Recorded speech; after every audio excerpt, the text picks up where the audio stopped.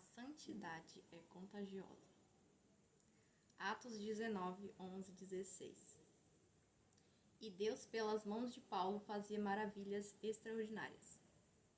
De sorte que até os lenços e aventais se levavam do seu corpo aos enfermos, e as enfermidades fugiam deles, e os espíritos malignos saíam.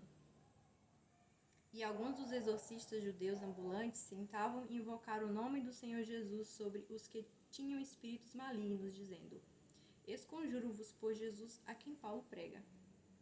E os que faziam isto eram 7 filhos de Seva, judeu principal dos sacerdotes. Respondendo, porém, o espírito maligno disse: Conheço a Jesus e bem sei quem é Paulo, mas vós quem sois? E saltando neles o homem que tinha o espírito maligno, e assenhorando-se de todos, pôde mais do que eles, de tal maneira que nus e feridos fugiram daquela casa. Bem, essa é uma passagem que está escrita em Atos dos Apóstolos, e é uma passagem bem diferente, né? Bem marcante, porque nos leva a raciocinar, né? Nossa, como que pode um pedaço de pano expulsar demônios e curar enfermos? E aí eu fiquei muito pensativa quando eu fiz esse devocional, e eu perguntei ao Senhor, né? Senhor, como é que pode um pedaço de pano expulsar demônio e curar enfermos? Enquanto que outras pessoas que aparentemente estavam dotadas de poder de exorcisão não conseguiram fazer isso. E aí o Senhor me respondeu, né? Assim como o pecado é contagioso, a santidade também é contagiosa. Deixa eu te explicar. Nesse contexto, no contexto da escritura, Paulo, ele era um construtor de tendas, né? O trabalho dele era manual. Então, ele construía tendas, e você pode confirmar isso em Atos 18, do capítulo 1 ao 3º, versículo 1 ao 3º.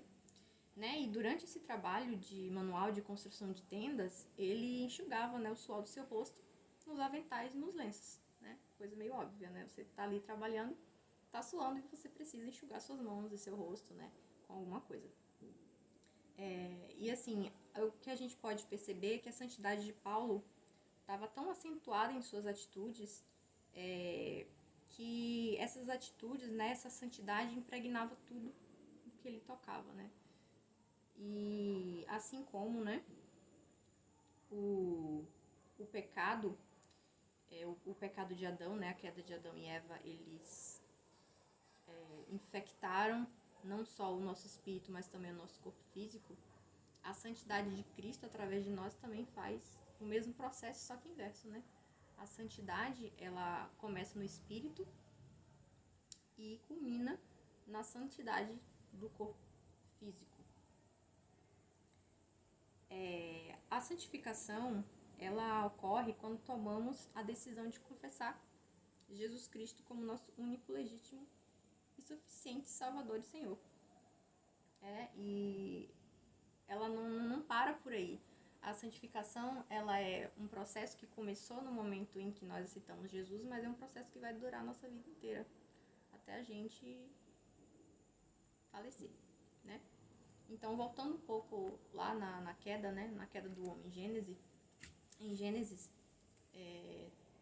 depois da queda, todas as pessoas que nasceram, elas já nasceram com essa genética contaminada, infectada, né? Acho que infectada seria o termo mais adequado, né? Depois da queda, todos os seres humanos já nasceram infectados com o pecado. As pessoas nascem no corpo vivo, mas elas nascem com o espírito morto. Então, a partir do momento em que nós aceitamos Jesus como nosso único, legítimo e suficiente Salvador, ali o nosso espírito, ele é ressuscitado, né? A nossa carne, ela tá viva, né?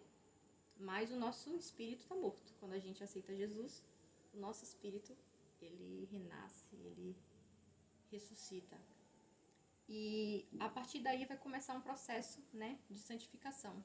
Assim como Adão, ele se afastou de Deus e nos afastou de Deus também, Jesus Cristo nos leva para perto de Deus.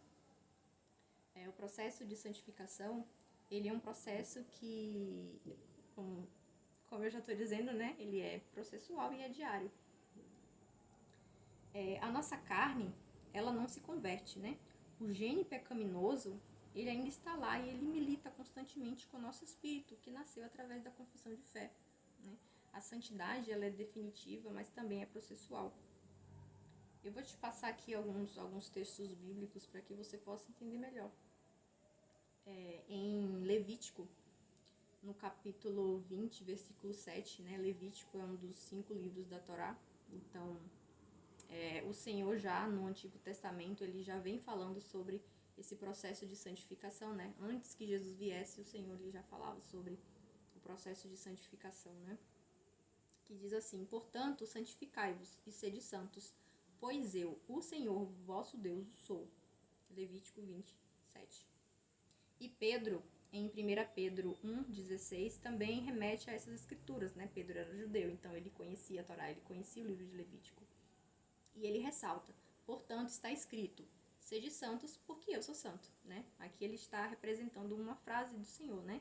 Portanto, está escrito. Escrito onde? Na Torá, que Pedro lia, né? Pedro foi educado na religião monoteísta judaica. Em 1 Tessalonicenses, nós também encontramos 1 Tessalonicenses 4,3. A vontade de Deus é que vocês sejam santificados. Né? Qual é a vontade de Deus? A vontade de Deus é que a gente cometa pecado, que a gente sofra, que a gente fique doente. Não, a vontade de Deus é que nós sejamos santificados. Por quê? Porque Deus é bom. Porque Ele é o nosso Pai. E no início, né, da história, na nossa criação, o Senhor nos fez a sua imagem e semelhança. E o que é ser imagem e semelhança de Deus? É ser santo, né? Mas por conta do livre-arbítrio, nós decidimos, né? Quando eu digo nós, né? Por conta da decisão de Adão, né? Por uma questão de herança, a gente acabou herdando as consequências do ato de Adão e Eva, lá no Jardim do Éden.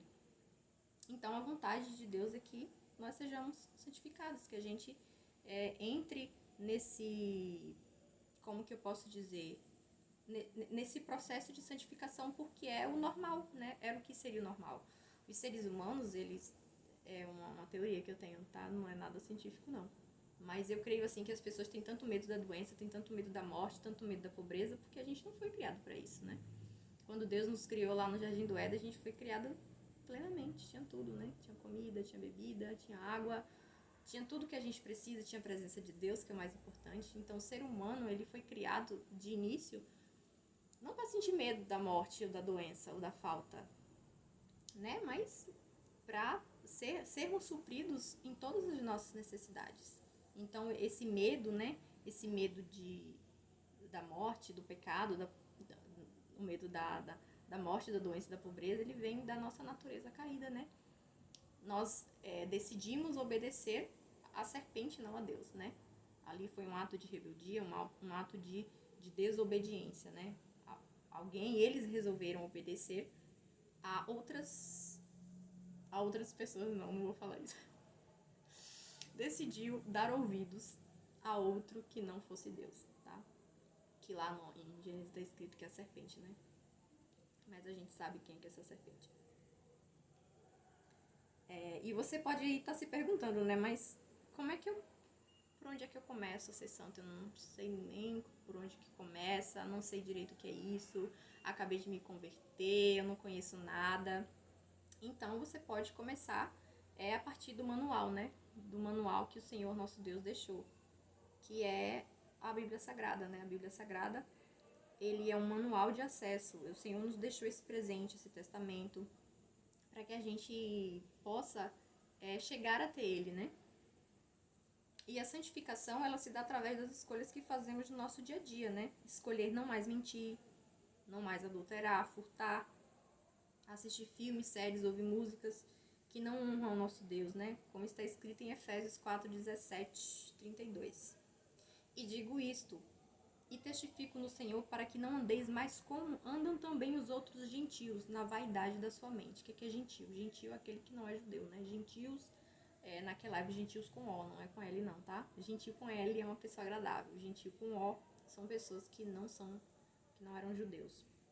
Né? Então, os gentios, eles andavam na vaidade da sua mente. O que significa isso? Os gentios, eles eram muito intelectuais, né? Eles confiavam muito na sua própria sabedoria e não em Deus. E digo isso, né, vou repetir. E digo isto e testifico no Senhor para que não andeis mais como andam também os outros gentios na vaidade da sua mente, entenebrecidos no entendimento, separados da vida de Deus pela ignorância que há neles, pela dureza do seu coração. Os quais, havendo perdido todo sentimento, se entregam à dissolução, para com avidez cometerem toda a impureza.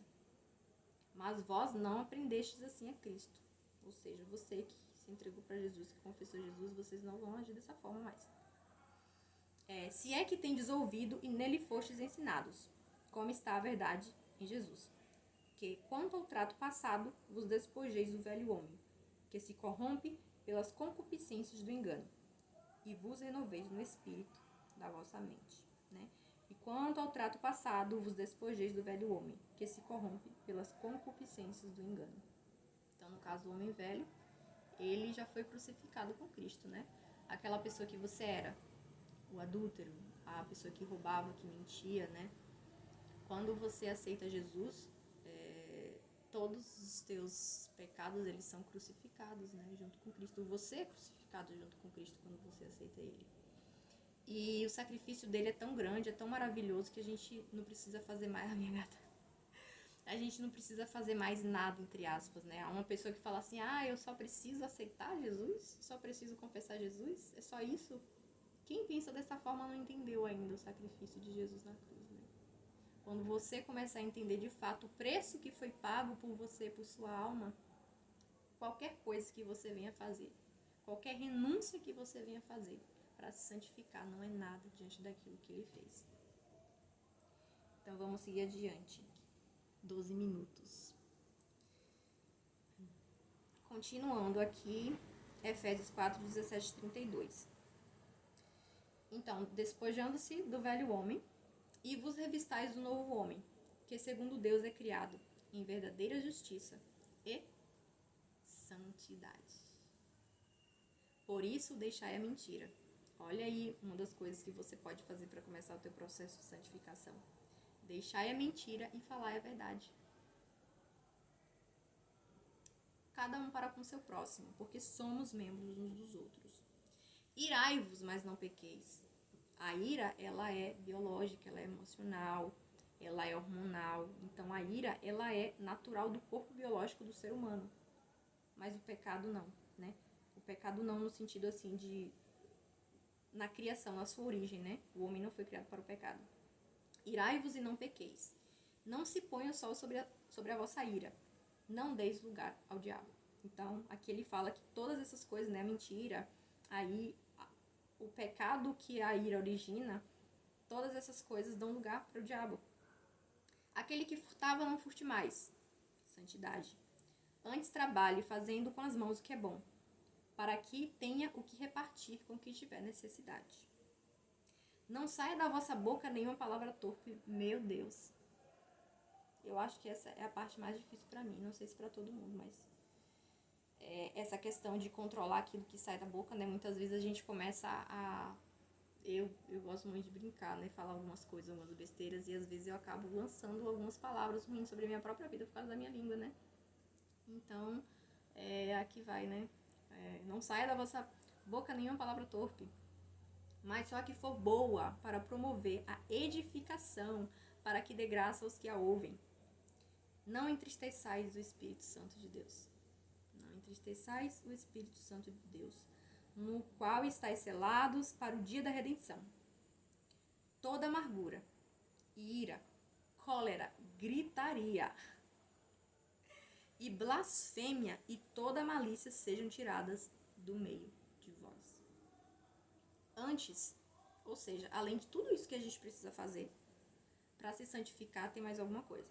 Antes, sede uns para com os outros benignos, misericordiosos, perdoando-vos uns aos outros, como também Deus vos perdoou em Cristo. Ou seja, o processo de santificação é não mentir, não furtar, não adulterar, não roubar, não amaldiçoar os outros nem a si mesmo com a tua boca, não entristecer o Espírito Santo fazendo aquilo que o que não agrada a ele, né? Remover a gritaria, né? Deus não gosta de gritaria, confusão, né? A cólera, a blasfêmia, malícia, remove isso da tua vida. E além disso, vá, dê um passo mais adiante. Falei no bom baianês agora, né? Vá. Antes seja para uns com os outros benignos, misericordiosos, perdoando-vos uns aos outros, como também vos perdoa em Cristo. A característica, eu acho que mais marcante de uma pessoa santa é o grau, a capacidade que ela tem de perdoar. Bem, eu vou cortar aqui o vídeo porque vai ficar um pouco longo, mas eu vou continuar, tá? Por enquanto é isso, segura aí.